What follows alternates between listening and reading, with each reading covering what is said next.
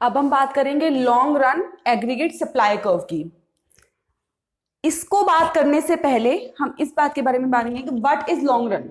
Long run की बात करते हैं ना, बेसिकली जब हम इकोनॉमिक्स में कर्व्स की बात करेंगे आगे भी, तो हम लॉन्ग रन और शॉर्ट रन में बात करेंगे। देखो, शॉर्ट रन और लॉन्ग रन अलग होता है। शॉर्ट रन में हम कुछ पीरियड के लिए बात करते हैं और लॉन्ग रन में आगे नॉट फिक्स्ड नहीं होता ये, लेकिन कुछ ज्यादा समय के लिए बात करते हैं। ठीक है।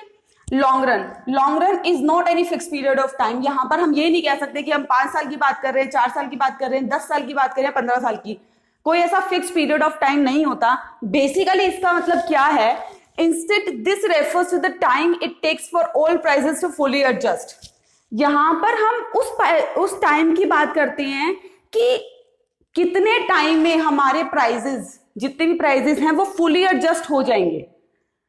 उसके बाद हम दूसरे फैक्टर्स को लेके चलेंगे, क्योंकि लॉन्ग रन में हम प्राइजेस की बात नहीं करेंगे जैसे हमने शॉर्ट रन में प्राइजेस की बात की थी। तो long run is not any fix period of time, instead this refers to the time it takes for all prices to fully adjust.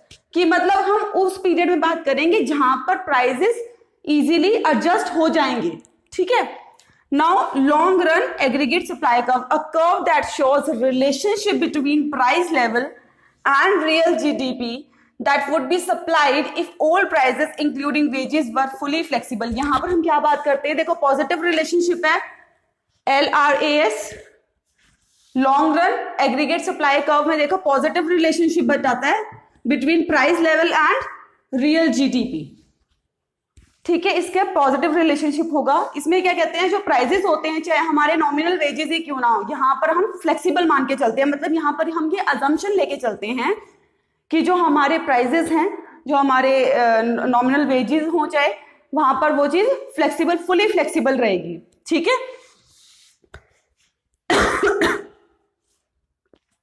Prices can change along the LRAS, but output cannot because output reflect the full employment output। यहां पर prices हम कह सकते हैं कि change हो सकते हैं, लेकिन यहां पर आउटपुट चेंज नहीं होगा। आपको आगे जाके समझ में आएगी ये वाली बात। अब देखिए, यहां पर फुल एम्प्लॉयमेंट आउटपुट की बात की हुई है कि प्राइजेस जो हैं वो चेंज हो सकते हैं LRS में, बट आउटपुट चेंज नहीं होगा, क्योंकि हम यहां पर फुल एम्प्लॉयमेंट आउटपुट की बात कर रहे हैं। मतलब इसको हम पोटेंशियल आउटपुट भी बोलते हैं। देखो, ये प्राइस लेवल है, ये हमारा रियल जीडीपी है, ये वर्टिकल होता है हमारा। लॉन्ग रन एग्रीगेट सप्लाई हमारा वर्टिकल होता है। क्यों? क्योंकि हम यहाँ पर प्राइस लेवल को तो लेके चलते ही नहीं है, हम ये मान के चलते हैं कि प्राइस लेवल, जो प्राइजेस हैं वो एडजस्ट हो चुके हैं। ठीक है। तो ये हमारा क्या है, पोटेंशियल लेवल ऑफ आउटपुट, जिसको हम फुल एम्प्लॉयमेंट आउटपुट भी बोलते हैं। The amount of real GDP that an economy would produce if it using all of the factors of production efficiently। इस लेवल पे, ये लेवल, इसको हम क्या बोलेंगे, यहां पर हमारा फुल एम्प्लॉयमेंट आउटपुट है। मतलब हमारा पोटेंशियल आउटपुट है यहाँ पर, natural known as potential level of output. मतलब जो हमारा जो अमाउंट ऑफ रियल जीडीपी है यहां पर इस लेवल पे प्रोड्यूस होगा, यहां पर इतना प्रोड्यूस होगा। यहां पर हम ये सोच के चलते हैं कि अगर factor of production efficiently use हो रहे हैं तो, क्योंकि प्राइसेस को तो हम लेके ही नहीं चल रहे हैं। यहां पर हम किसकी बात कर रहे हैं, लेबर की बात कर रहे हैं। हम किसकी बात कर रहे हैं, लेबर, लैंड, जो भी फैक्टर्स ऑफ प्रोडक्शन होते हैं हमारे, उनकी बात कर रहे हैं हम, कि यहां पर फुल एम्प्लॉयमेंट आउटपुट तभी होगा जब हमारी factors of production efficiently use होंगी। तो इसीलिए हमारा कर्व क्या होता है, वर्टिकल होता है हमारा। अब देखो, आ गई ये वाली बात कि why is LRAS वर्टिकल। अब long run aggregate supply vertical क्यों है, क्योंकि यहां पर हम दो थिंग्स मैटर करती हैं, quantity and quality of country resources. Country की रिसोर्सेज की क्वालिटी और क्वांटिटी, और हम इनको कैसे कंबाइन कर सकें कि हमारे पास एक एग्रीगेट आउटपुट आए। ठीक है।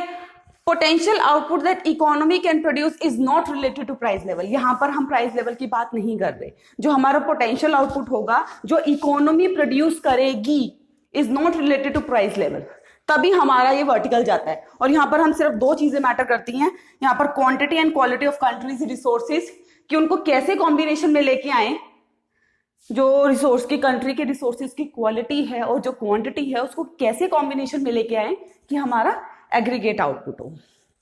अब देखो ये आपको पता ही चल गया है। Now in the long run total quantity of goods and services supplied depends on the availability of real economic factors. अब ये जो total quantity of goods and services है जो सप्लाई की जाएगी लॉन्ग रन में, डिपेंड कितना करती है, availability of real economic factor. Real economic factors मतलब लैंड, लेबर, कैपिटल, हमारी नेचुरल रिसोर्सेज, हमारी टेक्नोलॉजी, ठीक है।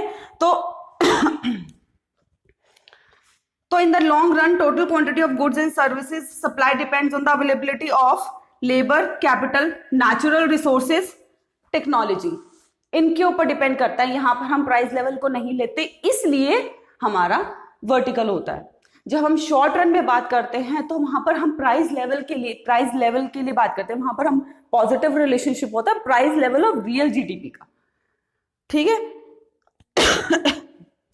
यहां पर भी है, लेकिन हम यहां पर अजम्पशन लेके चलते हैं लॉन्ग रन में।